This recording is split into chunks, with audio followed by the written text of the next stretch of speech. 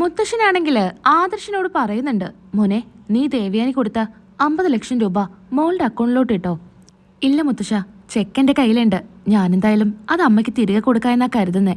അമ്മ എപ്പോഴും ചോദിച്ചോണ്ടേ ഇരിക്കുക, അമ്മയ്ക്ക് മെസ്സേജ് ഒന്നും വന്നില്ലല്ലോ, ആ കുട്ടി ചെക്ക് മാറിയില്ലേ എന്നൊക്കെ ദിവസവും എൻ്റെ അടുത്ത് ചോദിക്കും. മോനെ, അവളെ കുറ്റം പറഞ്ഞിട്ട് എന്താ കാര്യം? അവൾക്ക് ആ കുട്ടിയോടൊരു പ്രത്യേക സ്നേഹ, സ്വന്തം ജീവൻ രക്ഷിച്ചതല്ലേ. അതുകൊണ്ട് തന്നെ ആ കുട്ടിയെ കാണാനും ആ കുട്ടിക്ക് സഹായങ്ങൾ ചെയ്യാനും ദേവയാനി ഒട്ടും മടിക്കാത്തത് അതുകൊണ്ട് തന്നെയാ. അതുകൊണ്ട് അവൾ പറയുന്നത് പോലെ ആ പൈസ നയന മോളുടെ അക്കൗണ്ടിലോട്ട് ഇട്ട് കൊടുക്കണം. മുത്തശ്ശ, ഇക്കാര്യം ഞാൻ നയനയോട് പറഞ്ഞതാ. അവള് അതൊന്നും വേണ്ട എന്നാ പറയുന്നേ. പിന്നെ എന്താ മുത്തശ്ശ ചെയ്യുന്നേ? മോൾ അതൊക്കെ പറയും. ദേവയാനി തന്ന പൈസയൊന്നും മോളുടെ അക്കൗണ്ടിലോട്ട് ഇടണ്ട. നയന മോൾക്ക് 50 ലക്ഷം രൂപ ഞാൻ അക്കൗണ്ടിലോട്ട് ഇട്ട് കൊടുത്തോളാം. നയന മോൾക്ക് എന്തു കൊടുത്താലും പകരാവില്ല. എന്നാലും എൻ്റെ സന്തോഷത്തിന് ഞാൻ ആ പൈസ ട്രാൻസ്ഫർ ചെയ്തോളാം. അതുമാത്രമല്ല ആദർശേ, ഇപ്പോഴും നയനമോളുടെ അച്ഛൻ്റെ പേരിൽ ആ വീടാക്കി കൊടുത്തിട്ടില്ലല്ലോ. ഇപ്പോഴും വാടകയ്ക്ക് താമസിക്കുന്ന പോലെയാ അവരാ വീട്ടിൽ താമസിക്കുന്നത്. ആ വീട് അവരുടെ സ്വന്തമാവണം. ഗോവിന്ദന്റെ പേരിൽ ആ വീട് എത്രയും പെട്ടെന്ന് രജിസ്റ്റർ ചെയ്യണം. അതിൻ്റെ കാര്യങ്ങളും നീ നോക്കണം.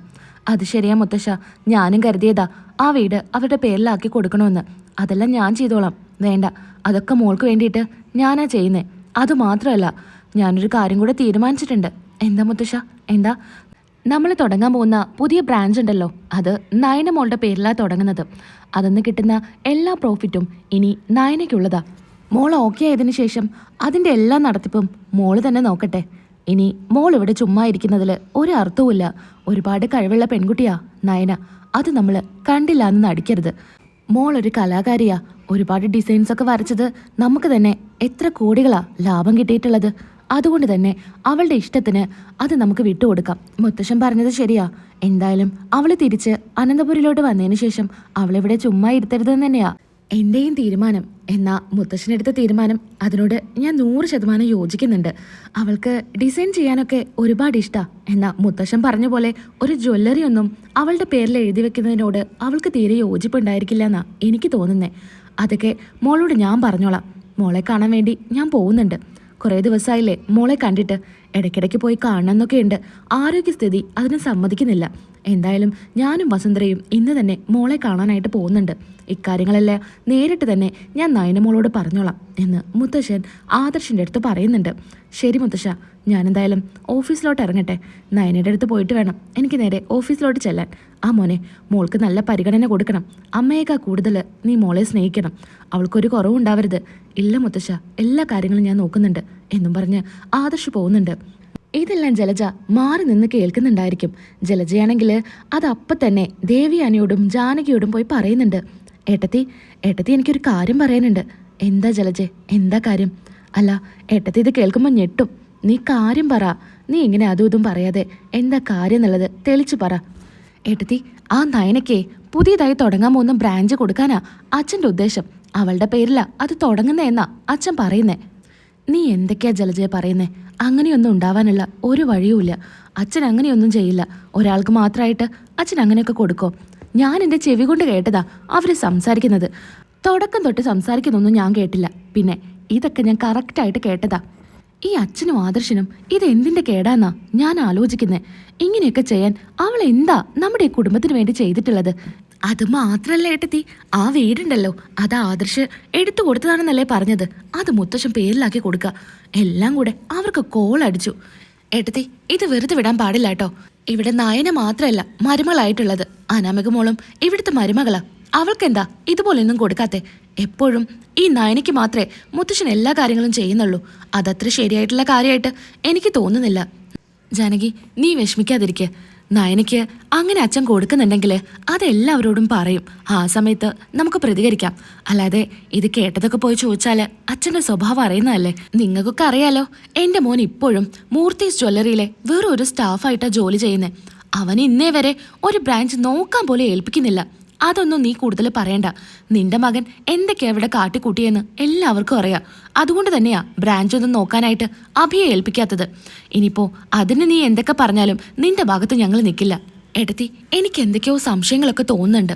ഈ ആദർശും മുത്തശ്ശനും മുത്തശ്ശിയും പലതവണ നയനെക്കുറിച്ച് സംസാരിക്കുമ്പോൾ എന്തൊക്കെയോ മറച്ചു വെക്കുന്ന പോലെയാ എനിക്ക് തോന്നാറ്.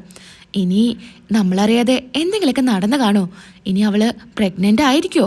ഇനി അത് ഒളിപ്പിച്ച് വെക്കാനായിരിക്കോ ഇതൊക്കെ ചെയ്യുന്നേ എന്നൊക്കെ ജാനകി സംശയം പറയുന്നുണ്ട്. ഇത് കേട്ട് ദേവിയാനി ഒന്ന് ഞെട്ടുന്നുണ്ട്. അതിനുള്ള വഴിയൊന്നുമില്ല. അത് ഞാൻ ആദർശനോടും അച്ഛനോടൊക്കെ ചോദിച്ചതാ.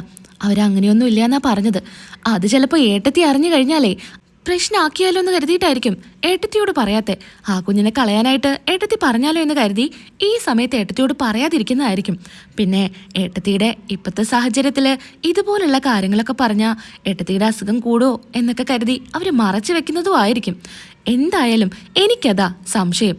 അത് ശരിയാ ഏട്ടത്തി, എനിക്കും അങ്ങനെയൊരു സംശയമുണ്ട്.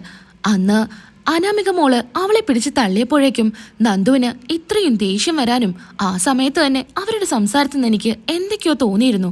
എന്തെങ്കിലും സംഭവിച്ചു കഴിഞ്ഞാൽ ആര് സമാധാനം പറയുമെന്നൊക്കെ അമ്മയും ചോദിച്ചതല്ലേ. അപ്പം ഇതിൻ്റെ ഉള്ളിൽ എന്തൊക്കെയോ നടക്കുന്നുണ്ട് ഏട്ടത്തി, അത് ഉറപ്പാ. ഇനി അങ്ങനെ വല്ലതും ഉണ്ടായിരിക്കോ എന്ന് ദേവിയാനി ചിന്തിക്കുകയാണ്. അങ്ങനെ ദേവിയാനി തന്നെ പറയുന്നുണ്ട്, ഇനി എന്തായാലും നമ്മളിങ്ങനെ അടങ്ങിയിരുന്നിട്ട് കാര്യമില്ല. നമുക്ക് അവളുടെ വീട്ടിലോട്ട് പോവാം.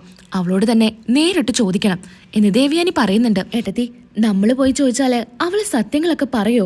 പറയിപ്പിക്കണം. അതിനുള്ള വഴിയെ എനിക്ക് നന്നായിട്ട് അറിയാം. അവളെ എനിക്കൊന്ന് കാണണം എന്നും പറഞ്ഞ് ദേവിയാനി ഒറ്റക്കാലിൽ നിൽക്കുമായിരിക്കും. കൂട്ടത്തില് ജലജയും ജാനകിയും ഒക്കെ നയനയെ കാണാനായിട്ട് ദേവിയാനിയുടെ കൂടെ പോകുന്നുണ്ട്. നയനയോട് കനക പറയുന്നുണ്ട്, മോളെ ഈ പച്ചമരുന്നൊക്കെ ഇവിടെ കൊടുന്നു വെച്ചിരിക്കുന്നത് എന്തിനാ? അതൊക്കെ എടുത്ത് കുടിക്കണം. മോളുടെ ആരോഗ്യം പഴയ പോലെ ആവണ്ടേ, അതിനു വേണ്ടിയിട്ടാ ഈ മരുന്നുകളൊക്കെ. ഇതൊക്കെ കറക്റ്റായിട്ട് കുടിക്കണം. എന്തിനാ അമ്മേ? എനിക്കിപ്പോൾ ഒരു കുഴപ്പമില്ല. ഡോക്ടർ പറഞ്ഞതല്ലേ ഇനി ഒരു റെസ്റ്റിൻ്റെ ആവശ്യമില്ല എന്ന്. അതൊക്കെ ഡോക്ടർ പറയും എന്ന് കരുതിയിട്ടേ എഴുന്നേറ്റ് ഓടാനൊന്നും പറ്റില്ല. ആദർശ് മോന് വന്നാലേ എൻ്റെ അടുത്താ ചോദിക്കുക മോളെ നോക്കിയില്ലെങ്കിൽ. അതുകൊണ്ടേ നല്ല ഭക്ഷണമെല്ലാം കഴിച്ച് ഈ മരുന്നൊക്കെ കഴിച്ച് അടങ്ങി ഒതുങ്ങി ഇവിടെ ഇരുന്നാൽ മതി. ഒരു കാര്യത്തിലും മോൾ ഇടപെടണ്ട.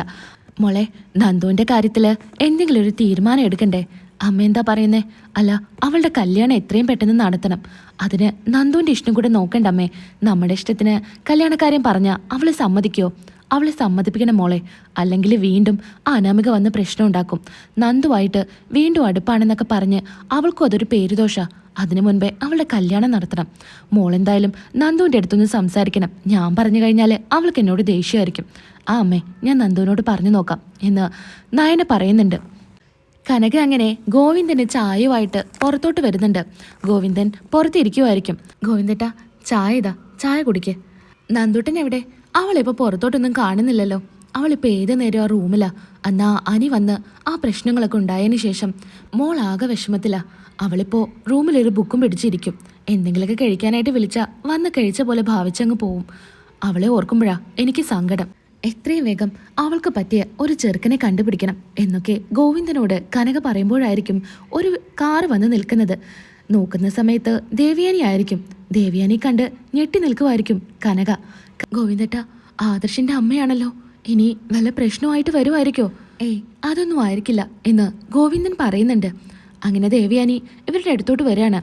ആ ചേച്ചി വരൂ, ചേച്ചിക്കിപ്പോൾ കുഴപ്പമൊന്നുമില്ലല്ലോ എന്ന് കനക ചോദിക്കുന്നുണ്ട്. എനിക്ക് കുഴപ്പമൊന്നുമില്ല, ഇവിടെ വേറെ ആർക്കും പ്രശ്നങ്ങളൊന്നും ഇല്ലല്ലോ എന്ന് ദേവിയാനി തിരിച്ചും ചോദിക്കുകയാണ്. ഇവിടെ ആർക്കും കുഴപ്പമൊന്നുമില്ല എന്ന് കനക പറയുന്നുണ്ട്. എന്തായാലും വീടും പരിസരമൊക്കെ കൊള്ളാം.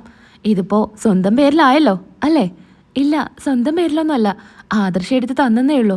നിങ്ങളെൻ്റെ അടുത്ത് അഭിനയിക്കണ്ട. ഞാൻ എല്ലാം അറിഞ്ഞിട്ടാ ഇങ്ങോട്ട് വന്നിരിക്കുന്നേ. ഈ വീടും സ്ഥലവും നിങ്ങളുടെ പേരിലാക്കാൻ ആദർശം അച്ഛനും തീരുമാനിച്ചിരിക്കുക. അതുമാത്രമല്ല, നയനയുടെ പേരിൽ പുതിയൊരു ജ്വല്ലറി കൂടെ തുടങ്ങുന്നുണ്ട്. ഇതൊന്നും നിങ്ങൾ അറിയാത്തതാണോ? അറിയാത്ത പോലെ അഭിനയിക്കുകയാണോ